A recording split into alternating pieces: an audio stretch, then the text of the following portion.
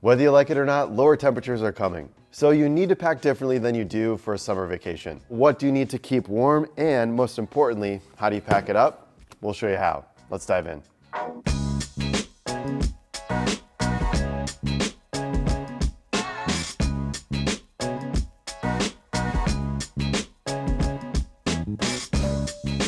You're watching Pack Hacker, so you know we're starting off with the bag. Of course, we love small travel backpacks for one bag travel. However, you may need something bigger if you have a lot of bulky gear in the colder months. It's easier to fit multiple sweaters, hoodies, and boots into a large main compartment.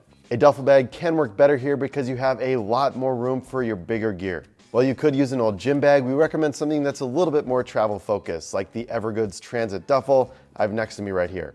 This 35-liter bag has a cavernous main compartment, gusseted pockets for water bottles or small items of clothing, and a separate section for your laptop that you can access from outside of the bag. This lightweight shoulder strap is surprisingly comfortable for its size, and you can always switch sides if it starts to dig in. If you're worried about carrying too much weight, you could also try rolling luggage too. It'll save you from back pain as you make your way through the airport with heavier gear. Look for a carry-on with an ergonomic telescoping handle that fits your body. Trust me, it is no fun hunching over while dragging a bag that is too short behind you. We like spinners like the 21-inch Travel Pro Max Lite 5 because 4 wheels turn on a dime much easier than 2, and you can push it next to you rather than pull it behind you. This is another great feature when you're hauling heavy items. As for storage, this bag has a big open space for all your cold weather gear that expands when you need to fit a little extra. It also has a slip pocket on the front to keep your phone and passport handy as you make your way through the gate, and a larger one where you can stash an emergency layer for the plane. Some backpacks and luggage have compression straps to hold your clothing in place. Even so, we think using packing cubes is the best way to keep everything organized. They'll let you sort your clothing into different categories so you know where to find your base layers or favorite sweater without digging through your bag. Cubes also help bulky clothing stay in a more packable shape. T-shirts are easier to keep rolled than hoodies, and a packing cube will keep it in place until you open it up. However, you might want different cubes for sweaters than you do for shorts and tees. We like those that cinch down, like the Thule compression cubes, because you can fit larger pieces in a compact space. Ripstop nylon makes them really lightweight and durable, which is important when stressing a cube with bulky gear. We also like to see YKK zippers because they're one of the most reliable on the market, and your zips will do the heavy lifting holding your clothing in place.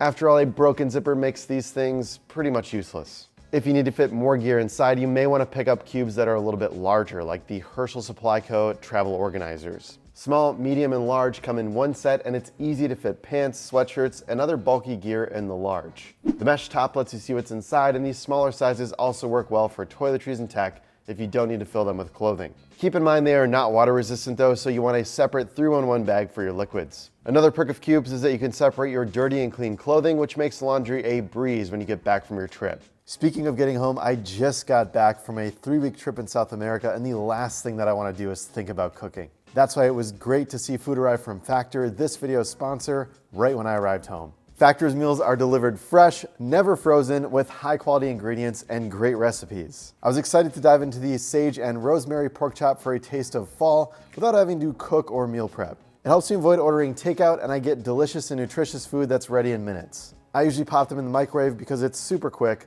but you can also reheat them in the oven. Factor is owned by HelloFresh, and I enjoy meals from both brands. It's great to have the option to cook or not, depending on my schedule. Head to factor75.com or click the link below and use code PACKHACKER50 for 50% off your first Factor box. Their menu includes more than 27 meals and 33 add-on options with keto, calorie smart, vegan and veggie options, or chef's choice, so you can get meals tailored to your needs and lifestyle. Don't forget to head over to factor75.com or click the link down in the description below and use code PACKHACKER50 for 50% off your first Factor box. And head to the deals page over on our site to see offers from all of our sponsors and more. So we covered the bags, but what do you have to pack? Let's start with the accessories you need when the temperature dips. All that exposed skin will be a lot more comfortable when covered in cold weather. We really like the versatility of tubular neckwear. You can wear it in so many ways, whether around your neck, over your face, or to protect your ears from the whistling wind. You can even twist it into a hat in a pinch. We love the original merino wool buff for most trips, but consider upgrading to the polar neckwear for cold climates. It has more insulation and super soft fleece. Of course, you'll also need gloves. We look for touchscreen functionality because they don't do you any good if you constantly have to take them off to use your phone.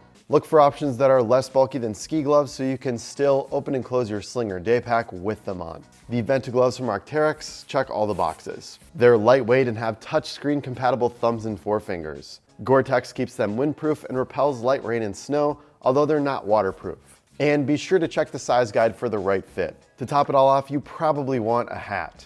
We're not suggesting that you make room for a super chunky hat with a pom-pom on top though. There are some great options out there that are thinner but just as warm thanks to the materials used. For example, merino wool is lightweight, breathable, and warm. Or if wool irritates your skin, try something like the Baylor beanie from Woolix. They mix merino with acrylic to create a hat that's soft, warm, and good for sensitive skin.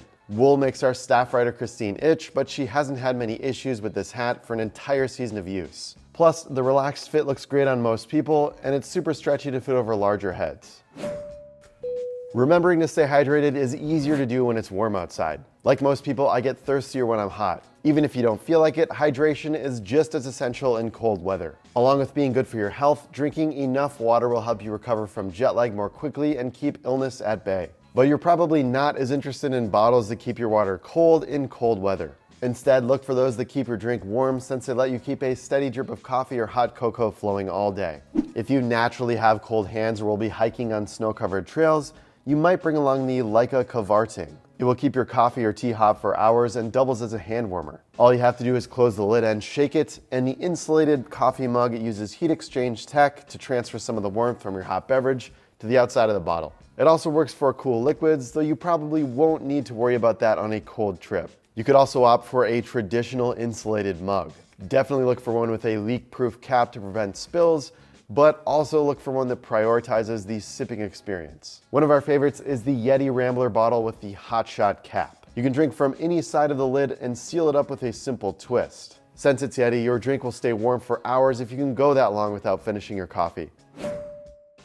If you're jetting out to Vail, you'll probably take your heavy coat on the plane with you. But a packable jacket might be enough if you won't be in the elements for 12 hours a day. Some are nearly as warm as a parka while taking up a fraction of the space inside of your bag. Look for a packable jacket with a great warmth to weight ratio because that means it's easy to fit into a bag and still provide substantial insulation. You can compress it into its pocket or pouch so you don't need an extra packing cube to fit it in your everyday carry bag, and you can tuck it away when you get warm. Patagonia makes some of our favorites, like the Nano Puff. It keeps you comfortable in the cold, especially when paired with good base layers, and it packs down to fit into your palm. The durable materials include YKK zippers, a DWR coating, and a Primaloft synthetic insulation to keep you warm. Adding a water-resistant or a waterproof layer is a great way to improve the warmth on your jacket. We like the Storm 10 because it will keep you dry in rain and safe from the wind, helping you stay warm. This jacket performs well in most weather conditions and deals pretty well in the cold, especially when you pair it with other layers. Or you can try the Tray 3-in-1 Parka, which includes a waterproof but breathable shell and an insulated jacket. Wearing them separately or together will handle just about anything Mother Nature throws at you. Winter warmth begins at the bottom.